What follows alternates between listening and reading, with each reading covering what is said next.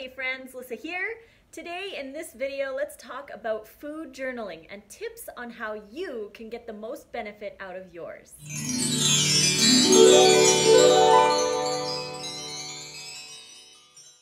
Now, when you think of food journaling, most of us just think of writing down what we ate during the day as it goes along. So you wake up, you have breakfast, and you write it down. And then lunch comes around, and then you write down what you had. And that's great. It's good to track what you're eating and to see patterns as you go. But if you want to get the best benefit out of a food journal, I think that it is better if you start your food journal the night before and plan out your meals for the day. So the night before, you would write down what you plan on having for breakfast, what you plan on having for lunch, and what you plan on having for dinner, and include in there any snacks you have. That way, it helps you to think in advance of what you're going to have instead of just winging it. Because if you just wing it, sometimes you're not too sure what you're going to have for lunch, so then you just eat whatever is around, or you're tired after work and you just get home and you're like, oh, I don't know what to have for dinner, so you just throw anything in the oven. This can cause problems down the road because you don't want to be eating that way. You want to plan your day out. And planning your day out helps so much keep you focused during the next day. So one of my top tips is to start your food journal the night before. And then the day while you're journaling, like you would normally, you would maybe check off that, yes, that's what I had for breakfast. Yes, that's what I had for lunch. And yes, that's what I had for dinner. Awesome, I ate everything that I planned on eating, and that's great for day one. Then, before you go to bed again that night, plan out what you're going to have tomorrow. So if you have to stop off at a grocery store, pick something up for lunch, or whatever, you know that you have to do that tomorrow, and that is going to be your plan. So plan, plan, plan. Add that into your food journaling, and that should help a lot with keeping on a diet or lifestyle. In the morning, as soon as you get up, you could go over those ideas that you had the night before and add in raw formations. I call them raw formations. You can call them whatever you like, but I like to think about statements that I believe about myself or that I want to accomplish during the day. Thinking about it in advance really helps to stick to something. So you could say things like, today I am vegan. Or today I am raw vegan. Today I plan on getting way more greens, or eating less fat, or drinking more water, or going to yoga, or going to the gym, or going for my walk, or whatever it is. Maybe it's including more snacks. Think about those things, little mini goals that you want to achieve during the day. Write them down and focus on achieving those little things. If you're trying to drink more water every single day, think, I need to drink water in the morning, first thing, blah, blah, blah. And that's going to really help you.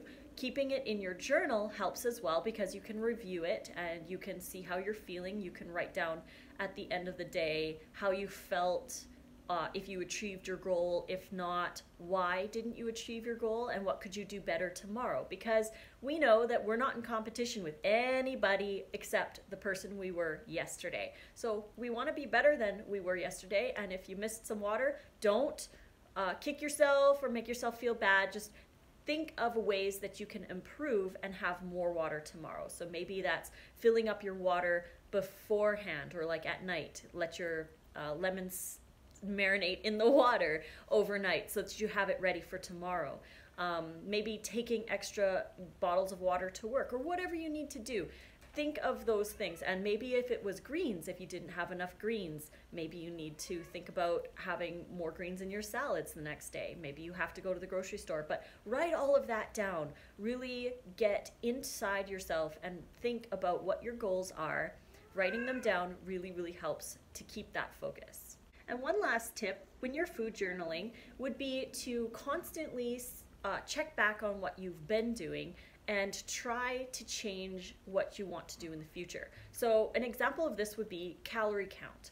I recommend when you start out being vegan or raw vegan, especially raw vegan, you need to know how many calories you need to eat in a day in order to get all of your nutrition.